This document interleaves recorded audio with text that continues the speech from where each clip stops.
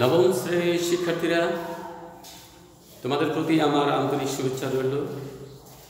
আমি মোহাম্মদ সাইদুল ইসলাম এবং বলছি আগের মতোই শহীদ বুদ্ধিজীবী ডাক্তার হুমায়ুন কবির উচ্চ বিদ্যালয় থেকে। শিক্ষার্থীরা, আমাদের দেশের প্রধান কয়েকটি খাদ্যশস্য যেমন গম, ভুট্টা, ধান, আলু, আসলে এগুলোর মধ্যে সেই পূর্ব থেকেই আমাদের দেশে বেশি বেশি কোন ফসলটি, কোন খাদ্যশস্যটি চাষ করে আসছে তোমরা কি বলতে পারবে? হ্যাঁ, আমি বলে দিচ্ছি, ধান। আমাদের দেশের কৃষকরা, এদেশের মানুষ সেই পূর্ব থেকেই বেশি বেশি ধান চাষ করে আসছে। ইদানিং যদিও অন্যান্য ফসল যেমন গম, ভুট্টা, আলু চাষ করা হচ্ছে, কিন্তু আমাদের প্রধান খাদ্যশস্য ধান। তো আজ আমি ধান বীজ সংরক্ষণের গুরুত্ব এবং ধান বীজ সংরক্ষণ পদ্ধতি নিয়ে আলোচনা করব। তো লিখে নাও আজকে তোমাদের জন্য পাঠ শিরোনাম ধান বীজের গুরুত্ব এবং ধান বীজ সংরক্ষণের পদ্ধতি। দয়া করে লিখে নাও পাঠ শিরোনাম।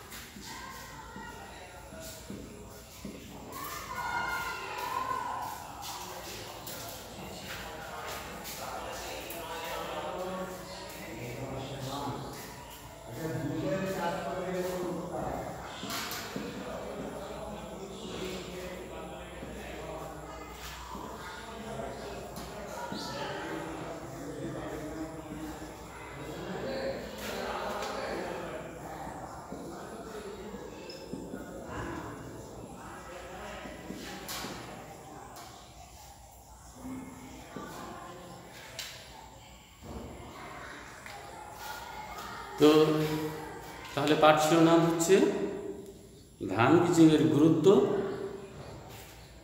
এবং ধান বীজ সংরক্ষণের পদ্ধতি। এটি তোমাদের কৃষি শিক্ষা বইয়ের প্রথম অধ্যায় ৪র্থ পরিচ্ছেদে এবং ১৯ পৃষ্ঠায়। আসলে শিক্ষার্থীরা, পৃথিবীতে সেই প্রাচীনকাল থেকেই আমাদের মানব যখন জগতে আসে খাদ্যের দরকার। সবসময় খাদ্যের চাহিদা ছিল এবং থাকবে। যাই হোক, কৃষি একটি আদি পেশা, এটা তোমরা জানো। আমাদের দেশে নয়, শুধু সারা পৃথিবীতে মানুষ এই কৃষি পেশার উপর নানানভাবে জড়িত। তো যাই হোক, এই জগতে মানুষ যখন এসেছিল, তারপর ধীরে ধীরে তারা অল্প থেকে অনেক হয়েছিল। প্রাচীনকালে মানুষ যখন বেড়ে যায়, সেই বর্ধিত জনসংখ্যার খাদ্য অনুসন্ধান করতে তারা বিভিন্নভাবে বিভিন্ন জায়গায় ছড়িয়ে পড়ে। তো এক সময় দেখা গেছে তারা খাদ্যের জন্য নানান প্রক্রিয়া চালু করে এবং তারা প্রথমে প্রকৃতি থেকে নানান শিক্ষা নিয়ে কৃষিকাজ শুরু করে। যেমন আম খেয়ে যখন তারা মাটিতে ফেলেছিল, তখন হয়তো দেখা গেছে, বা যে কোনো ফল খেয়ে গাছের সেটা থেকে গাছ হয়েছে এবং গাছ থেকে আবার ফল ফসল হয়েছে। এইভাবে তারা নানান রূপে প্রকৃতি জগৎ থেকে কৃষি শিক্ষা নিয়েছে এবং নিজেদের অভিজ্ঞতা থেকেও অনেক কিছু কাজে লাগিয়েছে। সেই থেকেই কৃষির শুরু, কৃষির উৎপত্তি, সেই থেকেই বীজ বপন। তারা বুঝতে পারল যে বীজ বপন করলে সেখান থেকে বিভিন্ন ধরনের উদ্ভিদ গাছপালা জন্ম নেয়, সেখান থেকে ফল ফুল ফসল তারা পেতে পারে এবং সেভাবেই তারা এগিয়ে গেল। এবং এক পর্যায়ে তারা যখন খাদ্য স্বয়ংসম্পূর্ণ হয়ে উঠল, তখন তারা মনে করলো মহাশক্তি মহান রব্বুল আলামিন তার ইবাদত বা দাসত্ব প্রকাশ করা উচিত এবং সেই থেকেই বিভিন্নভাবে ইবাদত বন্দেগী বা পূজা অর্চনা নানানভাবে নানানজনে নানান জাতি করা শুরু করল। তো যাই হোক, এরপরে আবার আধুনিককালে পৃথিবীতে কৃষি উপর জোর দেওয়া হয়েছে এই জন্য যে মানুষ আধুনিককালে বেড়ে গেছে এবং এই মানুষের খাদ্যের জন্য নানান কৌশল কৃষিতে প্রয়োগ করেছে। তো সেই থেকেই বিভিন্ন বিদ্যালয় এবং একাডেমিকভাবে কৃষি শিক্ষার চালু হয়েছে, কৃষি প্রশিক্ষণের ব্যবস্থা করা হয়েছে, কৃষি শিক্ষা ব্যবস্থা নেওয়া হয়েছে। ইদানিংকালে মানুষ পৃথিবীতে আরও বেড়েছে এবং কৃষি প্রযুক্তির উপর আরও জোর দেওয়া হয়েছে। যাই হোক, আজ আমি আমাদের যে প্রধান খাদ্যশস্য ধান, এর বীজের গুরুত্ব এবং বীজ সংরক্ষণের পদ্ধতি নিয়ে আলোচনা করব। প্রথমেই ধান বীজের গুরুত্ব নিয়ে আলোচনা করব। কথায় হচ্ছে ভালো বীজে ভালো ফল, ভালো ফসল। তো আসলে বাংলাদেশ তো ছোট্ট একটি দেশ, কিন্তু এখানে মাথা কিছু জমি অল্প থাকলেও লোক সংখ্যা তো অনেক, সেই জন্যই মাথা কিছু জমি কম এবং চাপ প্রয়োগ করে বর্ধিত বা অধিক ফসল পাওয়ার উদ্দেশ্যে জমিতে বারবার চাষ দেওয়া হয়। তো সেখান থেকে দেখা গেছে জমির উর্বরতাও কমে এসেছে, হ্রাস পেয়েছে। তাই কৃষককে তাদের নিজেদের খাদ্য স্বয়ংসম্পূর্ণ হওয়ার জন্য, খাদ্য চাহিদা মেটানোর জন্য এবং দেশের খাদ্য ঘাটতি দূর করার উদ্দেশ্যে, দেশের অর্থ বাঁচাতে অধিক ফলনশীল উন্নত বিশুদ্ধ বীজ বপনের দরকার, বীজের দরকার। তো দেখা গেছে যে নিজেদের স্বার্থে, দেশের স্বার্থে, দেশের অর্থ বাঁচাতে কৃষকের ধান বীজের গুরুত্ব আসলে কৃষকের জন্য অপরিসীম। কারণ ধান বীজ যদি ভালো হয় তাহলে ধানের ফলন অনেক বেশি হয়, আর ধানের বীজ যদি উন্নত বা ভালো বিশুদ্ধ না হয় তাহলে কোনো ক্রমেই খাদ্যের স্বয়ংসম্পূর্ণ পাওয়া যাবে না। সেজন্য ধান চাষের উপর গুরুত্ব দিলে ধানের বীজকে আরও বেশি গুরুত্ব দিতে হবে, কারণ ধানের বীজ বিশুদ্ধ, পরিমার্জিত এবং উন্নত যদি হয়, অধিক ফলনশীল হয়, তাহলে হয়তোবা আমাদের সমস্ত খাদ্যজনিত সমস্যা অনেকটা মিটতে পারে। তো আসলে অধিক ফলনের পূর্ব শর্ত হচ্ছে ভালো ধান বীজ, এবং এই ভালো ধান বীজ যদি পেতে হয় তাহলে এটা নির্ভর করবে ধান বীজ সংরক্ষণের সঠিক সুন্দর উপায় ও কৌশলের উপর। সেজন্য ধান বীজের গুরুত্ব আসলে অপরিসীম। তো এখন আমি ধান বীজ সংরক্ষণের পদ্ধতি নিয়ে আলোচনা করব। এক্ষেত্রে 4টি ধাপ রয়েছে। প্রথম ধাপে ধান বীজ বাছাই। উন্নত জাত, অধিক ফলনশীল এবং ভালো জাতের বীজ সংগ্রহ করতে হবে। তো এবং খেয়াল করতে হবে যে কোনো ক্রমে একটি উন্নত ভালো এবং অধিক ফলনশীল ধানের মধ্যে যেন অন্য কোনো প্রজাতির ধান না আসে, চিটা ধান যেন না হয়, আর্দ্র ভেজা যেন না হয়, পোকামাকড়ে ধরেছে অথবা ছত্রাক লেগেছে, জীবাণু, এই ধরনের ধান বীজ বাছাই করা যাবে না। বাছাই করতে হলে এইগুলোকে পরিহার করতে হবে। এছাড়া ধান হতে হবে পুষ্ট, একদম বেশি কাঁচা অথবা একদম বেশি পাকা সেটারও দরকার নেই। পুষ্ট ধান হতে হবে যেটার মধ্যে কোনো চিটা নেই।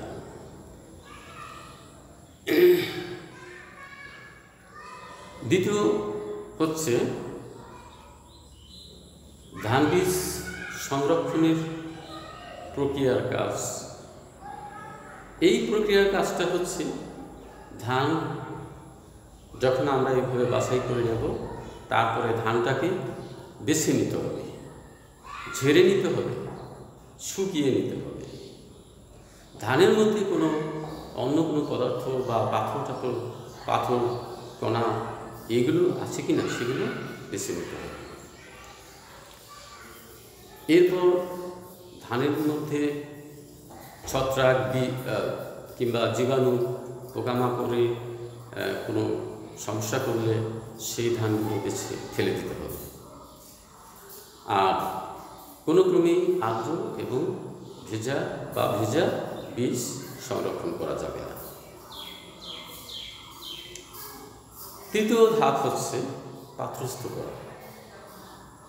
ধান বীজ রাখার ব্যাপারে এই পাত্রস্থ করার কতগুলো নিয়ম রয়েছে। সেটা হলো, যেমন যদি চটে ব্যবস্থায় রাখা হয়, সেই বস্তা বা চট ধুয়ে মুছে পরিষ্কার করতে হবে, শুকিয়ে দিতে হবে, প্রয়োজন হলে জীবাণুনাশক ওষুধ স্প্রে করে নিতে হবে।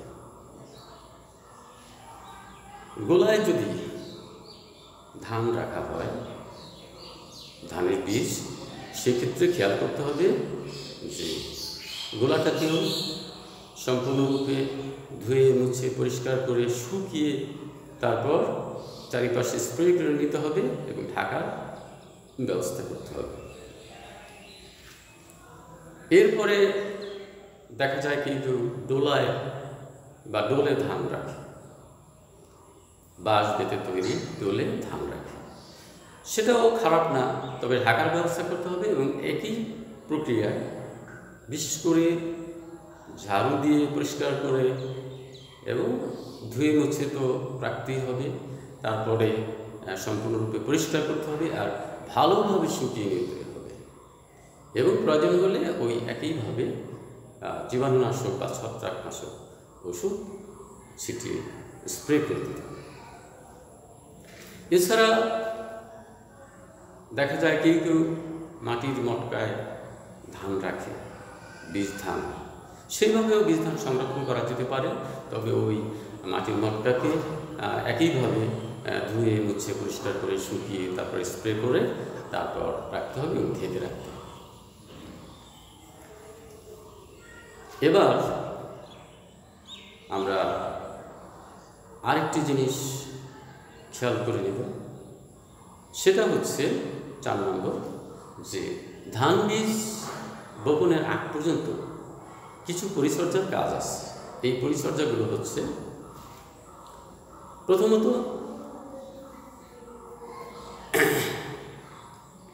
ধান মাঝে মাঝে